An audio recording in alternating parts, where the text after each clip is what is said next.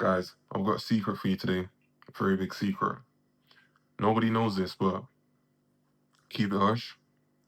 Your brain does not know the difference between what's real and what's imagined. Your nervous system reacts to it in the same way. So, why is this important? So, I'm reading Psycho-Cybernetics right now, right? And it basically talks about self-image and how that relates to what we actually achieve or even try to achieve in real life, right?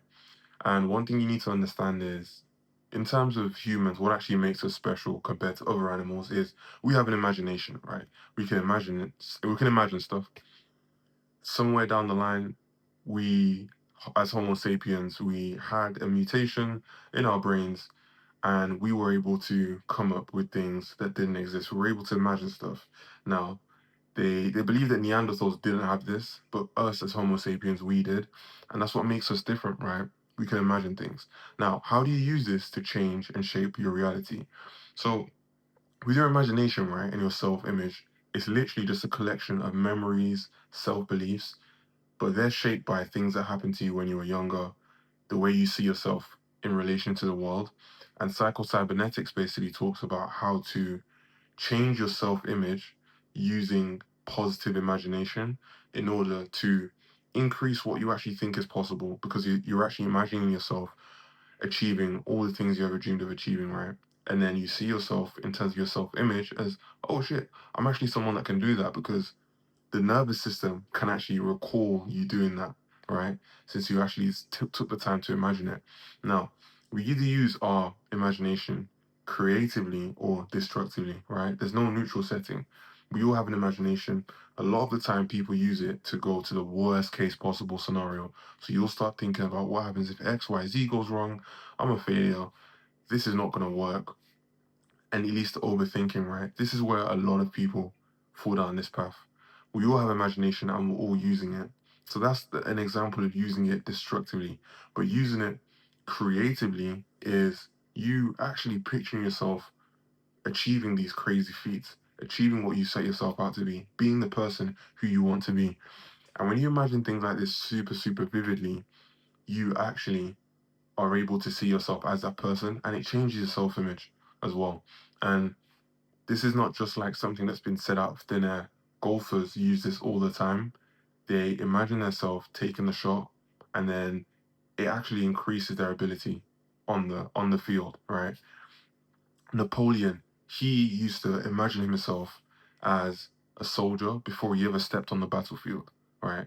So this is something that's been done in sports, in war. A lot of great people, even boxers, do it as well. Visualizing yourself as that person, visualizing yourself doing the thing successfully, changes your self image because it changes who you believe yourself to be. So when your nervous system tries to recall evidence to support you being this kind of person, it actually can because you visualized it and your brain can't tell the difference between a memory and you imagining something. All right. So the book told me this practice, a mental practice to do. Today's day one. I'm going to do it right after this video, right? And it's essentially you take 30 minutes out of your day to imagine you as the person you want to be. So imagine yourself with that physique, imagine yourself being that confident person, imagine yourself doing X, Y, Z. And when you actually do this enough times, it's a muscle, it's easier said than done. It takes consistency, but when you imagine yourself doing this enough times, you get to a point where you actually change your self image and the limiting beliefs that you did have before, where it's like, I don't know if I can do that. I don't know if I can do this because of XYZ, because of this evidence in the past that shows that I actually can't achieve it. I'm not that kind of person. Now you have new evidence to support that you actually can do this. So it's another way of removing those limiting beliefs. And it's a great way of doing it without having to go and actually do it, if that makes sense. So you've actually got evidence of you doing it without you actually having to do it. But the first step to changing any part of yourself is becoming that person. It's identity, right? And the key rule is imagination must have a target to aim at. So it's not just daydreaming, it's a specific target. It's rehearsal with a specific end result in mind, right?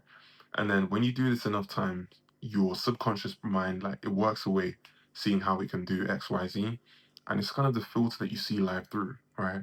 So you naturally, everything inside you will want to shift to fit this image of you. As humans, I learned this from sales, right? I work in sales, but one of the biggest things I learned is humans like to be congruent.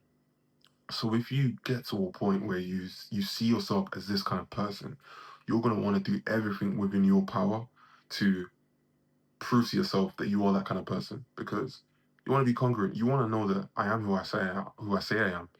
You don't want to get to a point where it's like, do I even know who I am? Your body hates that. Your mind hates that. We want to be congruent as humans. So that's why when you get to a point where you change your self-image, you will naturally, subconsciously end up doing everything to support that claim. And listen, I'm going to start doing this every single day. I've blocked out 30 minutes a day to get this done. And I'm going to report back to you in 30 days exactly what it's like. Self visualization.